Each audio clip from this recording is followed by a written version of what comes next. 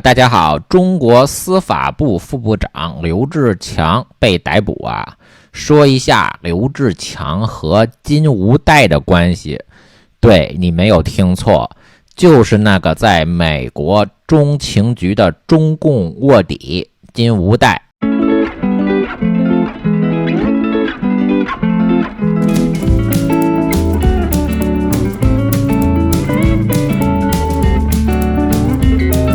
金无代和中国司法部副部长刘志强的上级呢是同一个人，和中国公安部副部长孟宏伟是什么关系呢？你包括中共间谍巩俐和中共间谍高歌呢，到底和习近平是什么关系呢？高歌他是习近平的情人啊，巩俐不知道啊，估计也是和习近平睡过啊。我们先看一下新闻。当选美国总统唐纳德·川普任命主导大获全胜的事实上的竞选经理苏西·威尔斯为白宫办公厅主任。那威尔斯是第一位担任这一重要职位的女性。川普在一份声明中说，苏西坚强、聪明、富有创新精神，受到普遍的钦佩和尊重。苏西将继续不懈努力，使美国再次伟大。苏西成为美国历史上首位女性幕僚长，是一个实至名归的荣誉。我毫不怀疑她会让我们的国家感到自豪。成功的白宫幕僚长是美国总统的亲信，协助执行总统的议程，平衡相互冲突的政治和政策优先选项。他们还充当守门人的角色，帮助确定总统见谁与谁交谈的对象。威尔斯是位于佛罗里达州的共和党资深策略师，他领导了川普2016年和2020年在佛罗里达的竞选活动，并成功领导了罗恩·德桑蒂斯在2018年当选佛罗里达州长的选战。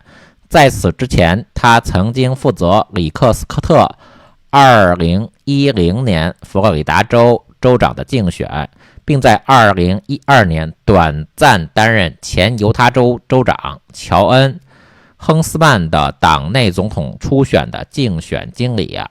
那传统自由派的观点，不管种族或者性别，一律平等，就看你是否有能力呢。现在进步派已经快进到了白人男性就是原罪啊，只要是女性或者黑人就是政治正确。只要你是黑人，只要你是女性，哪怕再无能也可以选总统啊。川普一直是极左派无中生有的攻击啊，不尊重女性。那现在川普总统任命了一名女性担任白宫办公厅主任幕僚长啊，按照极左派身份政治的逻辑，现在批评川普的女性白宫办公厅主任是不是就是不尊重女性呢？不过左派一贯双标啊。中共人大常委会星期五11月8号通过议案，批准未来3年地方政府新增举债额度达到6万亿元人民币，大约是8300亿美元，用于置换现有的隐性债务。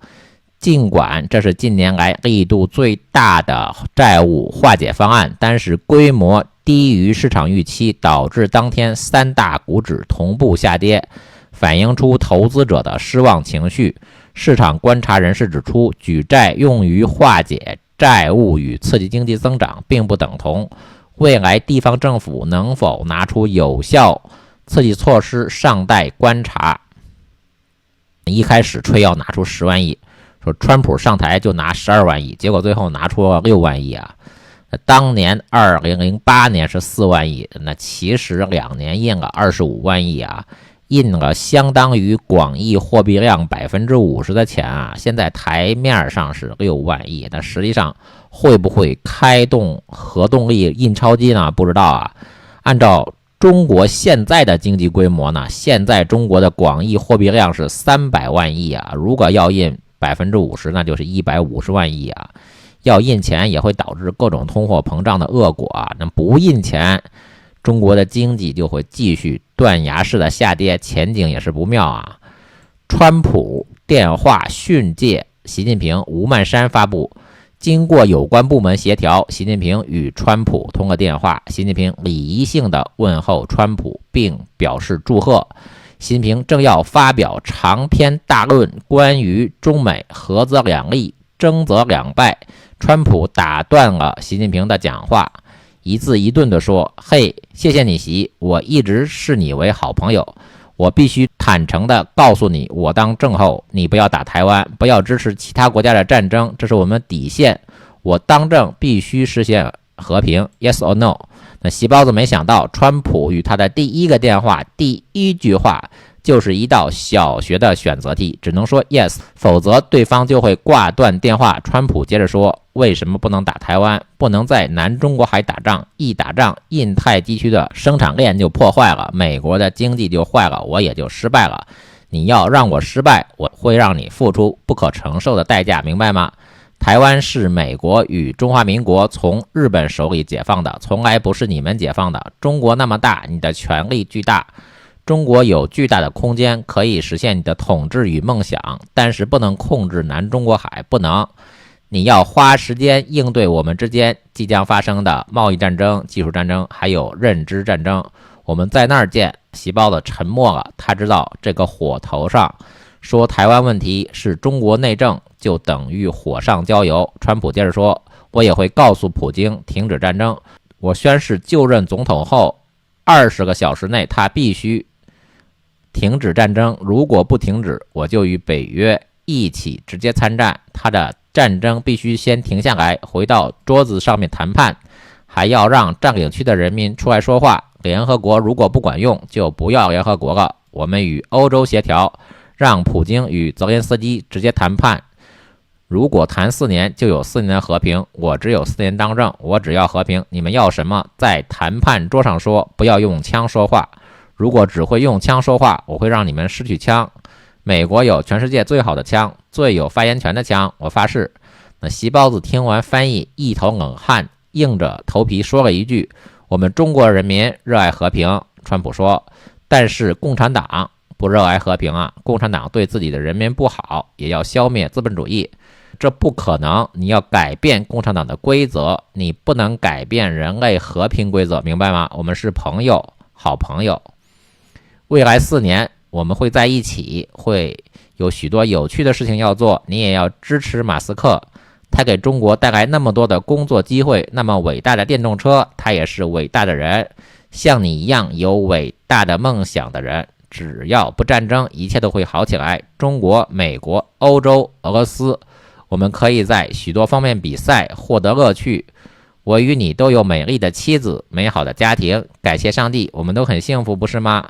只要不打仗，我还会邀请你到我的庄园做客。”细包子表示感谢，本想谈一谈人类命运共同体之类的大话，没想到却受到川普一顿训诫，自己的语言就像梁家河的水一样枯竭了，只好说谢谢，期待在北京见面，在美国见面。电话就结束了。吴曼山整理，这个吴曼山还挺逗的，天天写这种小作文啊。下面播送川普同志简历。川普，男，德意志族，1946年6月生，美国纽约人，1968年1月参加工作，2015年6月加入美国共和党，宾夕法尼亚大学沃顿商学院毕业，在职研究生学历，现后任第47任美国总统。川普同志政治立场坚定，眼界开阔，经验丰富，作风务实，干工作有原则，有胆识，有魄力，有办法。相信川普同志一定能够团结带领全美国广大干部群众接续奋斗，接力拼搏，推动美国发展再创新辉煌，更上一层楼。这是不知谁写的小作文啊。习近平又来给大家指明方向啊。社会工作是党和国家工作的重要组成部分，事关党长期执政和国家长治久安，事关社会和谐稳定和人民幸福安康。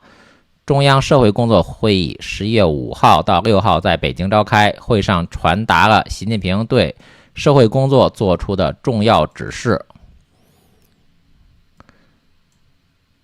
中央政法委书记陈文清主持召开专题会议时强调，加强社会治安，综合治理，中心规范化建设，做到矛盾纠纷化解，最多跑一地。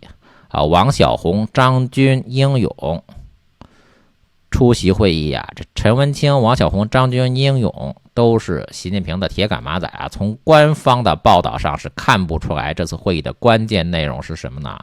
这次会议的最大的亮点最大的看点就是袁鹏亮相啊。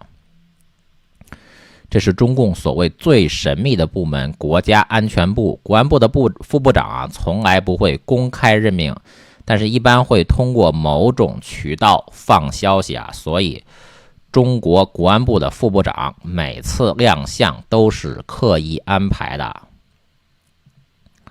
2023年2月22日，港媒报道，美国问题专家袁鹏改名袁义坤出任中国国安部的副部长啊，他这个秃头也太好认了。这种人是不适合当间谍的，结果当了间谍头子。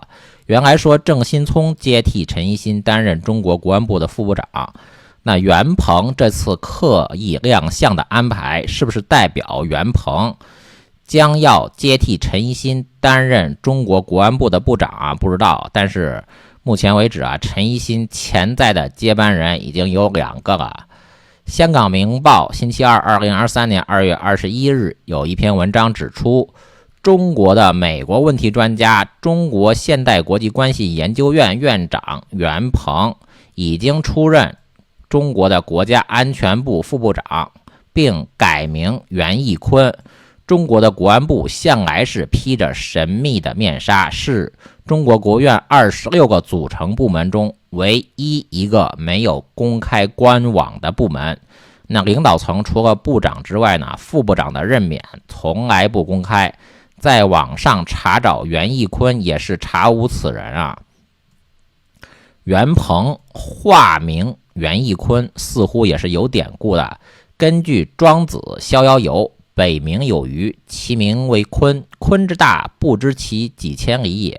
化而为鸟，其名为鹏。就换言之，鹏亦鲲，就是鹏就是鲲，鲲就是鹏，所以他原来的名字叫袁鹏，改名叫袁义坤。袁鹏是一个美国问题专家，是个大笔杆子。那说是著作等身呢，毫不夸张。我没有看过袁鹏写的文章啊，到底是真正的文章呢，还是就是党八股啊？不过他袁鹏写的文章啊，大家看光这个标题就这么多啊，就看这架势，中共党内唯一比袁鹏能写的，应该就是王沪宁了。这大笔杆子去当间谍头子啊，这袁鹏肯定不是习近平的人啊，因为习近平是小学博士文盲啊。袁鹏是胡锦涛派系的，中国现代国际关系研究院是中国国安部的下属智库啊，也是中国研究美国议题的重镇。中国国安部前部长耿会昌、前副部长陆伟忠都是任职于此啊。耿会昌就是胡锦涛派系的，袁鹏也是胡锦涛派系的。袁鹏除了化名袁义坤啊，他还有一个名字叫什么马万腾，不知道为什么叫马万腾啊，所以表面上看上去是习近平的陈文清在亮相啊，结果胡锦涛派了一个袁鹏在盯着他们啊，所有中国国安部的间谍亮相都是刻意安排的，绝对不是偶然的。看网上也流行的说法，世界是一个巨大的瑞士卷，有人分到了瑞士，有人分到了卷。这位网友说，张维为分到了瑞士，他却让别人卷。我们看一下今天的正题呀，中国司法部的副部长刘志强，先给大家简单介绍一下金无代啊。金无代1922年8月17日在北京出生，1940年进入当时中国最好的大学燕京大学攻读英语专业，那期间辍学多年，那开始为英美驻华单位做事。1947年毕业于新闻系。金无代在燕京大学上学时，他的一位王姓室友介绍他认识了一名中共党员，这名党员希望他在美国驻华机关做事，为中共搜集情报，他便一口答应了。1948年，金无代任职美国驻上海总领事馆，开始了他的间谍生涯。1959年5月，金无代随同美国驻上海总领事馆迁移香港。1951这个年份可能写错了吧，这应该是49年了吧。1951年6月，朝鲜战争爆发，他被派往韩国协助美军讯问中国战俘。金无代在战争期间经常把美国动态和战俘营的情况呢秘密通报中共啊。1952年，金无代调至冲绳中央情报局所辖的对外广播情报处担任语言专家，直到1960年12月。1961年1月呢，金无代移往对外广播情报处加州圣塔罗莎办事处。1965年1月，金无代归化为美国公民。5年后，1970年，圣罗莎办事处关闭，金无代向纽约联合国总部申请工作，因为健康的原因没有录取。但是设在弗吉尼亚州的罗斯林的对外广播情报处总部仍然聘用金无代上班啊。1940年，金无代获提升为中情局议员兼分析员的职位，可以接触到最机密的情报。1981年7月1号，59岁的金无代从中情局退休，并获得了副局长伊曼颁发的奖章。金无代的上级呢就是周恩来。那么周恩来死了之后呢，金无代的上级叫做朱恩涛。但是朱恩涛实际上只是金无代的联络员啊。金无代真正的上级是徐永月，徐永月呢是陈云的秘书。因此可以说金无代的上级就是陈云啊，习近平就是陈云派系的。这个朱恩涛是什么背景啊？1963年左右，朱恩涛在经保局下属的原子能保卫局担任情报翻译工作，主要是原子弹的生产、研究、试验等，做那个情报翻译啊。当时距离中国原子弹成功爆炸呢还有1年左右的时间。中国的原子弹呢就是贺龙、宋任穷包括刘杰等人主持搞的，都是周恩来、陈云、习近平这个派系的人啊。徐永月呢是因为和朱镕基的马仔金仁庆共用一个情妇李薇而下台的，所以无论从哪个角度说，都是朱镕基支持的习近平终身连任啊。就天天给朱镕基和习近平洗地的大外宣，那肯定是习近平派来的共产党啊。朱恩涛后来担任中国公安部的外事局的局长啊，提拔的刘志强。好的，谢谢大家。